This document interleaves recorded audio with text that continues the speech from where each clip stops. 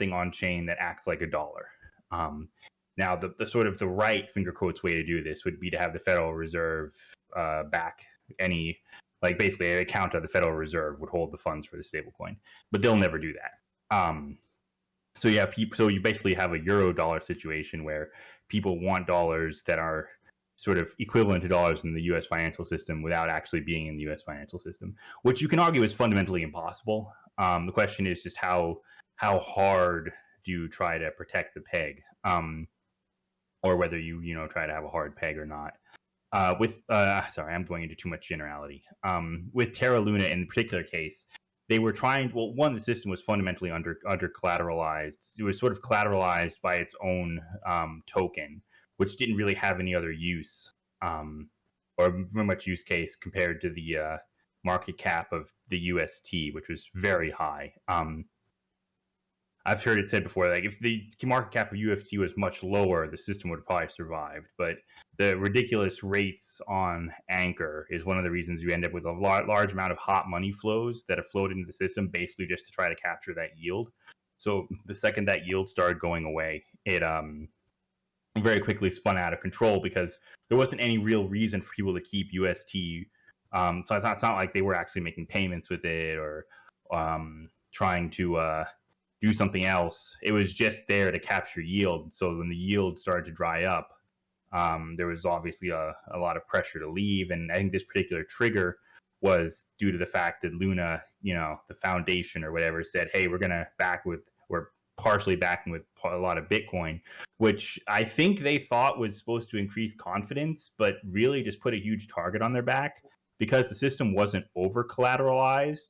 They basically said, we have a pot of money we're going to use to protect this, but we've set up the situation we can't actually win. So it encourages people to just fight, get the money, and then, let the system collapse. I guess I'm kind of scatterbrained on this. So if I might want to, commit, do you want to go next? Yeah, I don't know that I have a whole lot to say. I mean, I guess like I would also, I think Terra Luna was also looking to acquire a bunch of Avalanche. And my understanding is that like Ben was saying, like even though like this does not produce an over collateralized position, like in contrast to something like MakerDAO's DAI, um, it does curry some favor in like the communities of those chains. So like the Bitcoin blockchain and the Avalanche blockchain. And I think that was kind of the play. But of course it produced this situation that Ben was just describing where like they just have this they're creating like a short opportunity basically for both of those assets. And yeah, I think it's really the only thing that I have to add. Maybe in the open discussion there'll be some more to talk about with stable coins in general. So I'll pass to Grigori. Also, Grigori, you just joined. Do you know what the prompt is? I read the prompt, but I didn't have a time to read the material, so I will be in listening mode, at least until the open discussion. And I pass it on to the next person, who is Mayor, I believe. Yeah, thank you. So my first thought upon reading all of this was, well, if people do fraud, we shouldn't expect somebody to do an exit. But when I read about the attack, I realized that it's not just fraud. We were talking about smart contracts, that they might have weaknesses and problems, and what mechanism do you have in case somebody's gaming your smart contract? And what I see here is something perhaps more interesting. The question was, do we need a country to back it? And I think, I'm sorry for the noise, I think the question is, do we need a central bank with the tools to deal with currency attacks? So yes, they put a big mark on their back saying, we have money, come and take it. but they also didn't have any mechanism which gives them control and the ability to fight off attacks. So it was like a foregone conclusion. And with that, I'm passing it to Nathan.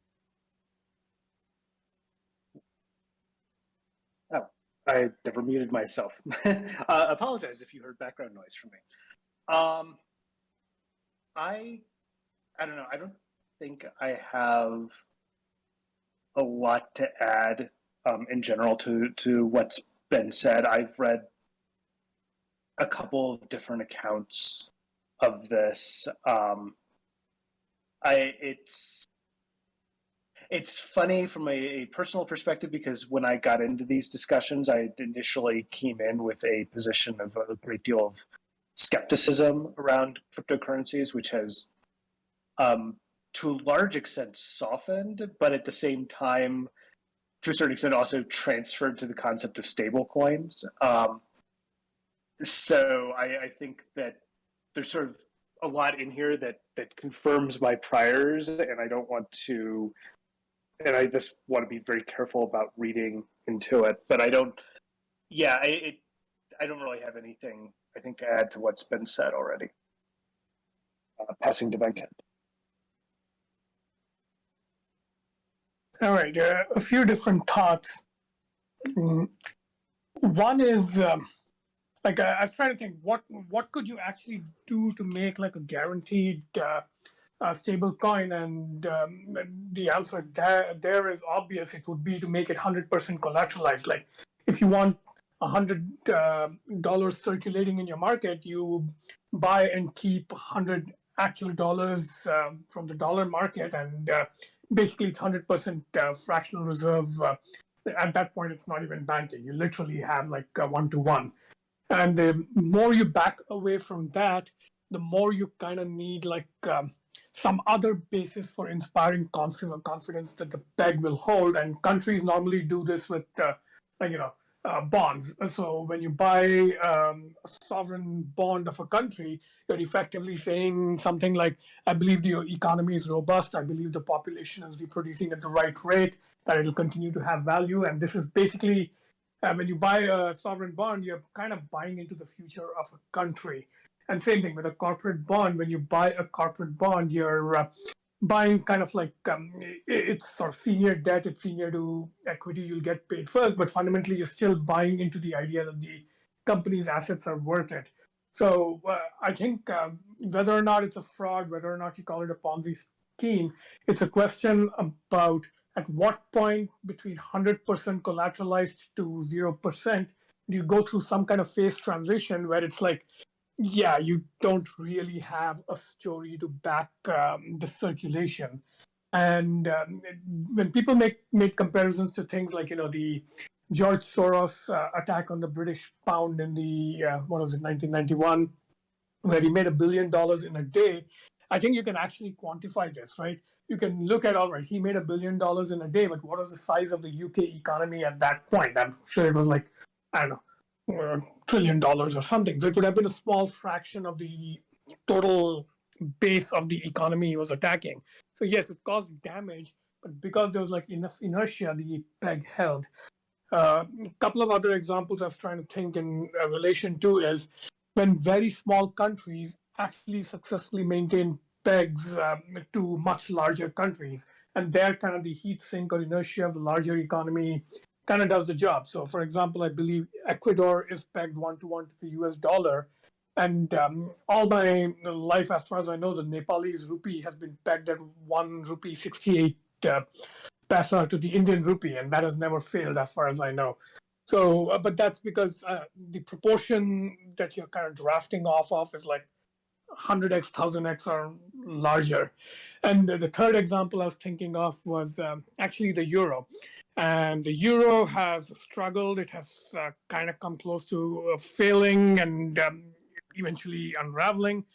But it was an attempt to try and align the fiscal and monetary policies of multiple entities that were similar in size. So Germany still dominates Europe, but Germany to Italy is not the huge disparity as the US to Ecuador, right?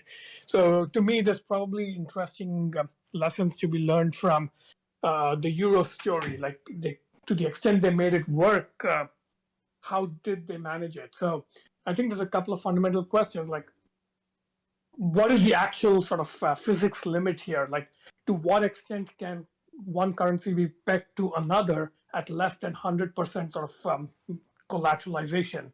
And the answer may be that the loss curve is really steep, and if you go from 100 to 90%, you already are exposing to severe risk of crashes or something. So it would be nice to see this whole thing quantified. And as far as like fraud goes, I've seen a couple of arguments saying, yes, this is like the Soros attack on the pound. No, it's not. This was like a thing that was doomed to fail, whether or not somebody attacked it. And I think there's some truth to it. Like the moment you set up such a vulnerable and fragile system, um, at some point of like carelessness in design, it's sort of almost an aesthetic preference whether you prefer to think of somebody attacking it or whether it kind of fell under its own weight, right? Like think of a series of situations where you have like a fortress like home, then you have like a simple home that can be easily broken into, then you have a door that's left unlocked. If you keep going down that spectrum, at what point do you say stuff was actually stolen from you versus stuff was left lying around and somebody just picked it up and walked off, right?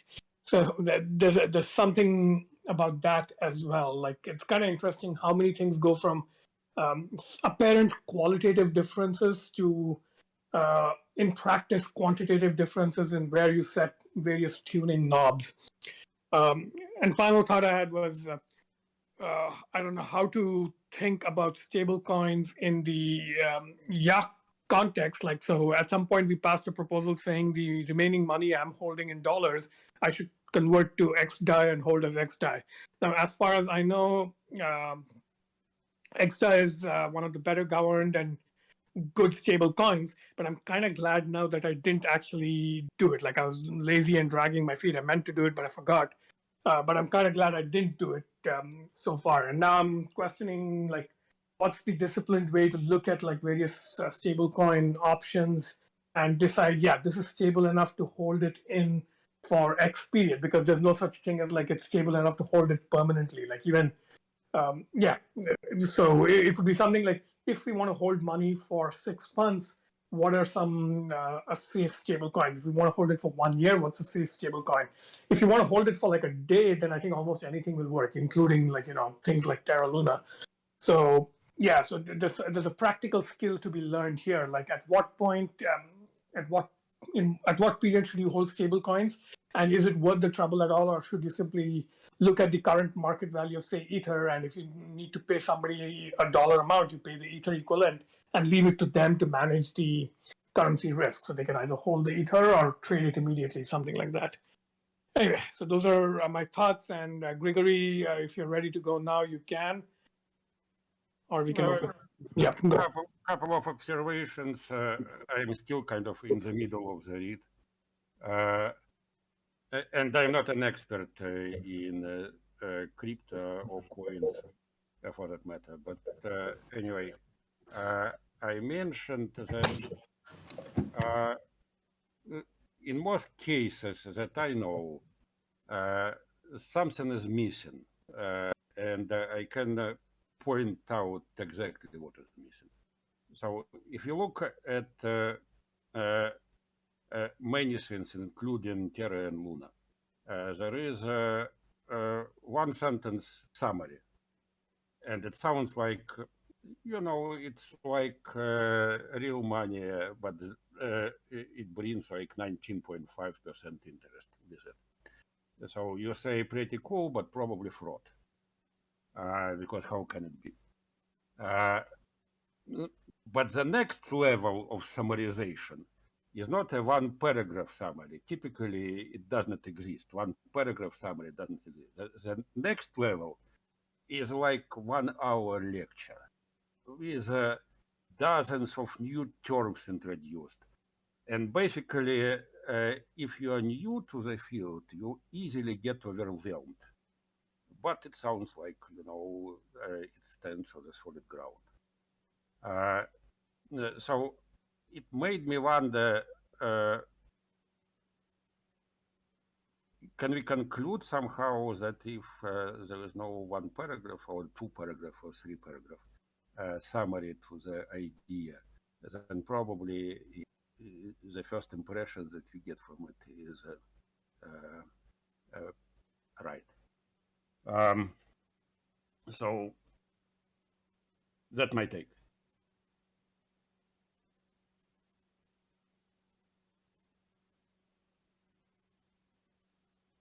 All right, floor is open for more comments on anything. Did you find any interesting aspect? Thoughts?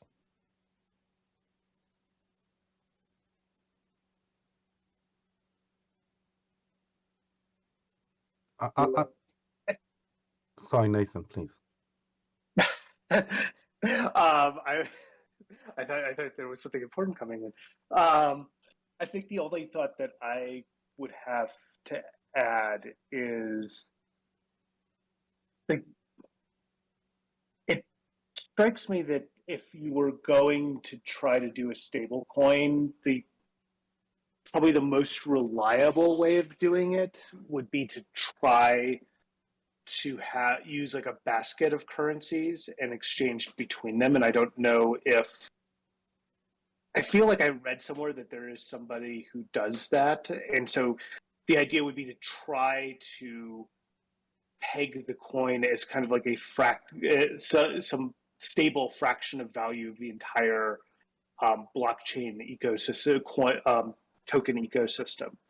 But that also seems like, first of all, like there's a huge number of moving parts on that. And then secondly, I think like the degree of speculation makes that probably really difficult right now.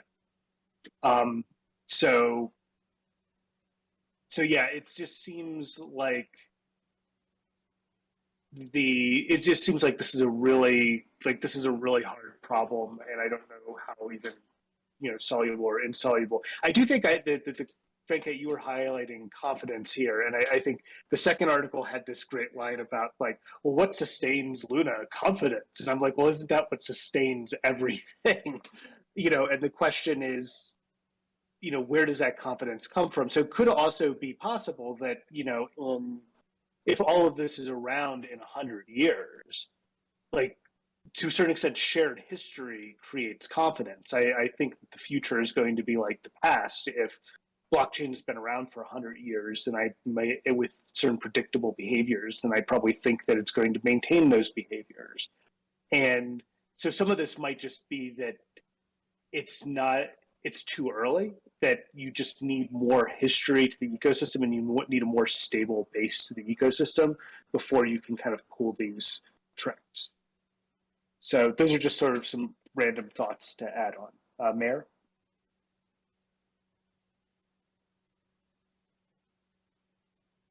Yeah, I also want to get back to what Anuraj asked at the beginning. Can you have money without something backing it? And yeah, the answer is people have to be confident that they will be paid. Now, I think maybe with blockchain, there's a confusion between two different kinds of confidence. The confidence that what you say is true, meaning if I say I own this Bitcoin, you can check it. And if I say in 2 weeks a smart contract will move you money, you can trust it. And this other kind of trust, which is I have reason to trust that this will still be around tomorrow in a similar shape or form. And I don't see how blockchain, as defined, has anything to add there, except maybe in the negative sense, meaning when somebody attacks the currency of a country, the central bank has different things it can do. But if what your coin is controlled by smart contracts, you don't have that necessary flexibility. So you should be less confident that a blockchain token will be resistant to, let's call it a confidence attack.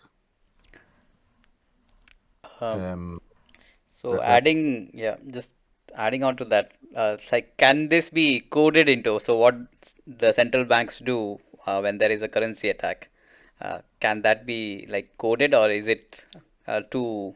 There are too many variables to know to do that. I don't know. I don't think it's a question of mechanism or too many variables. Central banks can do what they can do because the economies they're kind of using as the foundation for those actions is so huge, right? The US economy is what, 13, it's closer to 20 trillion at this point, right? So when the US Federal Reserve issues bonds or buys one kind of bond and sells another kind of bond, or increases interest rates and so forth, it's moving like tens of trillions of dollars worth of economic activity. That's a huge amount of inertia. I think of it as like, gravitational mass or thermal mass or something like that. And that's, I think, what creates the second kind of confidence Mayor is talking about. So there's really two kinds of confidence. One is mechanism confidence. You kind of trust that people understand the maths, the formulas are correct. The sort of whether it's a smart contract or bankers in a room discussing interest rates, you assume that all that is being done both with integrity and basic soundness, that people are not saying 2 + 2 = 7. So that's mechanism trust, and I think that's relatively straightforward to work through. So for example, if it passes the first level sniff test, like Grigory said, like the percentage rates aren't ridiculous, and then you can look for the one paragraph or one page or 1 hour seminar summary, all those will pass the test, and then you can say, yes, at a mechanism trust level, I trust this. But that still doesn't answer the question of like I'm going to start calling it inertial trust, I guess. So Nathan called it kind of like a shared history. And one way to think of a shared history is you have some sort of trusted process that's integrating over time. And here I mean integration in the math sense. So you integrate over time and you end up with like, a larger mass, a snowballing effect. So you have a larger and larger inertial thing that's growing that you can trust more and more over time. So the US economic system is now over, it depends how you count, but over 300 years old. And the current regime of like post-Nixon fiat currency is over 50 years old. So even the youngest form of US money is at least 50 years old. So that's a lot of inertia and snowballing effect. And I don't think you could sort of design this algorithmically into a contract. So I think, as Mayor said, or was it Mayor? I don't know. If this stuff lasts for 100 years, then it'll have similar history and inertia. So that's one way to think of it. But another way to think of it is, my thoughts aren't fully clear on this, but when you talk to people theoretically about what it means for a nation state to back a currency, often they'll give you theoretical answers like, monopoly on violence. But if you actually do the check the sort of numbers, it's kind of meaningless. So if you have a very small, very primitive country, you can say that the government has a monopoly on violence, and therefore they can enforce things on the economy by like sending soldiers or cops to like point guns at people. But this kind of like theoretical explanation, I think, fails at a very quick scale. So then you talk about like, being gold backed, and then you talk about being fiat backed, and then you can ask things like, what are those levels of backstopping trust? So if, for example, we had a post-apocalyptic like zombie thing, and you were forced to like reset the U.S. economy at a level that can only be sustained by guns. So ask, how big could the U.S. economy be if it had to rely on like monopoly and violence as the enforcement mechanism? And my suspicion is it would be like a fraction of the size. Like you could maybe do $100 billion economy based on the number of guns that are in the U.S., but you couldn't do $20 trillion economy. So yeah, basically, I don't think it's a mechanism trust problem. It's an inertial trust problem, and once that starts eroding and gets too small, nothing can stop it. So the cleverest mechanism cannot make up for a shortfall in inertial trust. Sorry, didn't mean to be so long-winded. Yeah, let me just say, it was Nathan who talked about the 100 years, but let me just say that if the President Biden, tomorrow said, well, we gave out treasury bonds, but we're not going to pay them out if they come directly, indirectly from China. So all of these 50 years of fiat currency could, disappear tomorrow. So there are, how should I call it, exits into a death spiral, even if you have 300 years of trust. I think it's more than that. I think it's that the nation state is willing to do things, and you would like to trust that they will do, what's good for them, and hopefully it'll be what's good for you, until you discover it's not. Yeah, that's totally true. Like a bond default does not have to happen in sort of a principled open market way. You can do it in targeted ways. Like, what's going on with Russia right now actually is a good example of like, how do you do very targeted action, close bank accounts, close off certain patterns of liquidity and transactional capabilities. But yeah, the broader point still is, yes, you can use mechanisms as a way to attack inertial trust, but on the sort of creative side, without the inertial trust, the mechanism fundamentally can't do much at all. Like there's no there for anybody to attack or work with. So this conversation, sorry. Go ahead. This actually makes me think that my original idea about history is maybe not quite right.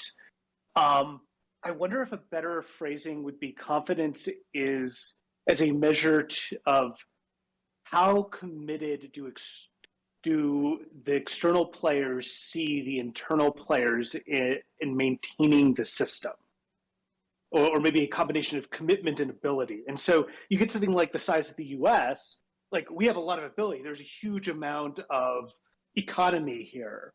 And that gives us a lot of ability to shift things around and try to maintain the system in the event of some sort of attack. But there's also, and this gets into more of, I think, what I was thinking about with history, now that I think about it a little bit more, there's a huge amount of commitment to maintaining the US as a thing. And even the people who want to overthrow the US government generally aren't sitting there thinking there shouldn't be a thing that is the US. I mean, there's a few of them, but they're definitely like a minority. So there's a lot of commitment in that shared history there. The fact that, people like me who were born in the US and grew up in the US, like this is like all we ever know. We've known, and there's a commitment tends to be a default commitment to trying to preserve that. And I wonder if that, to a certain extent, that means that that is a little bit what people talk about when they say it's ultimately enforced by guns. Like this idea that if things started to get going bad, like we would figure out a way to make this work, even if it meant shooting people, and sort of as like an ultimate commitment there. And then to bring that back to the cryptocurrency, I think that would suggest there's sort of two problems with the space. One is the amount of speculation and the sad state of software. Both means that there's a lot of skepticism in people's ability and or commitment to maintaining the system. Like people just walk away from it, and so that reduces the confidence in it. But then from a longer social perspective, are we in we're definitely not in a place, and could we imagine that we ever are in a place that people become so committed to maintaining the value of a set of institutions within the blockchain space that they are willing to resort to incredible measures up to and including violence. And I don't want to say that as that's the ultimate backer is violence, but is the question of how far are you willing to go? And the question seems to be, the answer seems to be right now, and not unreasonably so. Well, not very far, because nobody's really sure about that, but that makes this space much more fragile.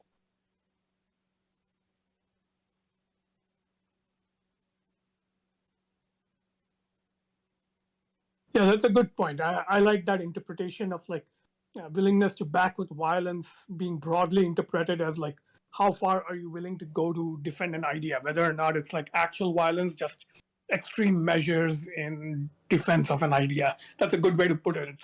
It's I think a push-pull mechanism. The push is the amount of history and inertia that has accumulated, and the pull is how much in a future-looking sense people are willing to fight for it. So one is sort of an empirical question. You can measure the amount of history and inertia.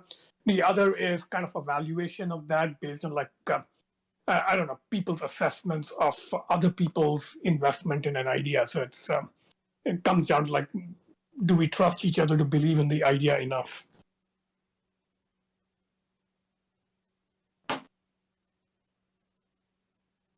All right, more thoughts?